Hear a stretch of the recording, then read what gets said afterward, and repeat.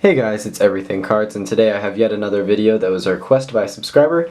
Again, I'm always welcome to doing your requests, so leave them in the comments below. But today I'm going to show you my top 5 worst handling decks of cards.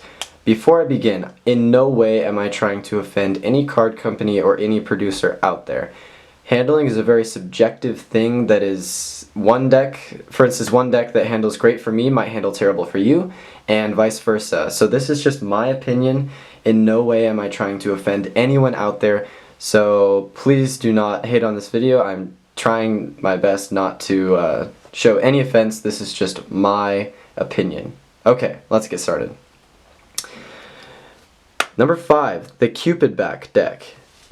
I was very surprised that these did not handle well. They're basically a normal deck of bicycle cards, so I was led to believe. They have a normal stock and finish, but they just don't handle very well for me. The stock is really soft and not very durable, and the cards just are very blocky, if you can see that, and they're just not very fun to handle. That being said, I really like the design. I think the gold looks very nice on both the blue and the red.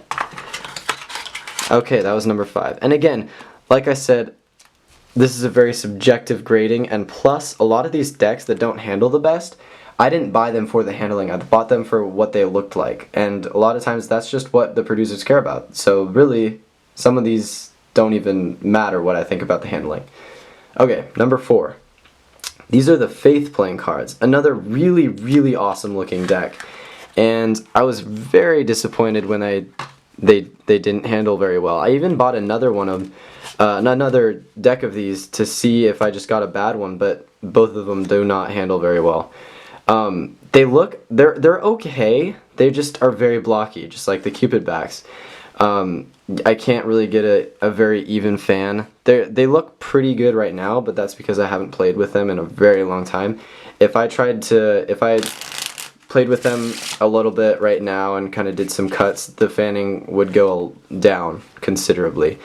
And even as it is, they're very blocky. Okay, that is the Faith deck, but awesome design. I mean, I really hardly could care less that they don't handle very well, because they just look so cool. And that is the same with number 3. These are the Grid playing cards. I'm sure most of you have seen these before. This is one of the coolest decks I probably own. The back design is just very cool, and the faces are very cool as well. It's a very interesting and a unique deck to have. And I bought this solely for the look. I knew going in these probably wouldn't handle very great, because all the color you see on both sides is ink, okay?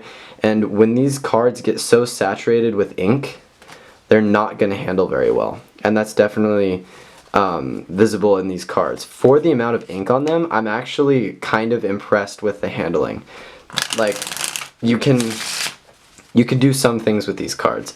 It's just they're very blocky, like the other ones. That doesn't look too bad, but if you were here, you could see that those are all just clumps of cards, which is no good. But again, they handle better than I actually thought they would, and they just look so cool, and I think it's totally worth it.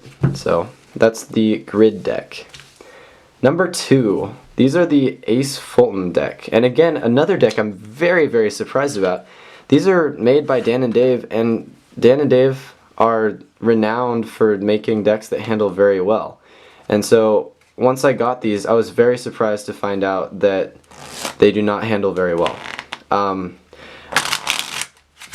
The stock is very good. It's very durable and all that, but they just they do not fan. They do not do what you want them to. But again, a very classy, very cool deck of cards that you could definitely use for card games, because they handle, like, the stock is nice, it's just the handling is bad. So yeah, that is the Ace Fultons. Get that box closed maybe, there you go. Okay, number 1, a very disappointing deck. These are the Anglo faison, I don't know how to say that.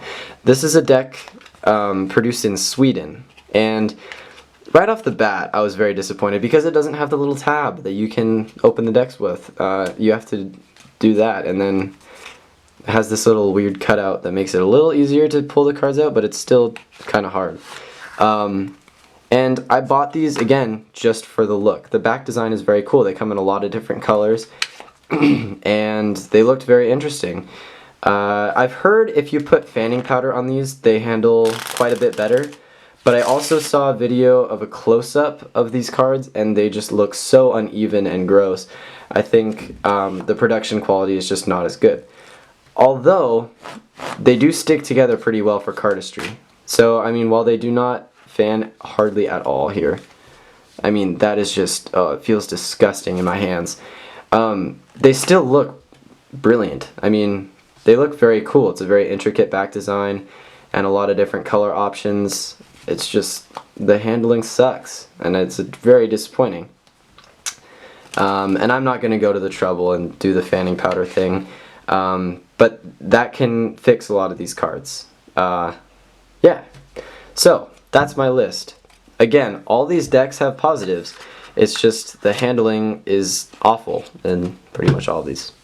And that, again, that's the handling I like in my cards. I like very smooth decks. Some people like ones that cling together. So again, this is just my opinion.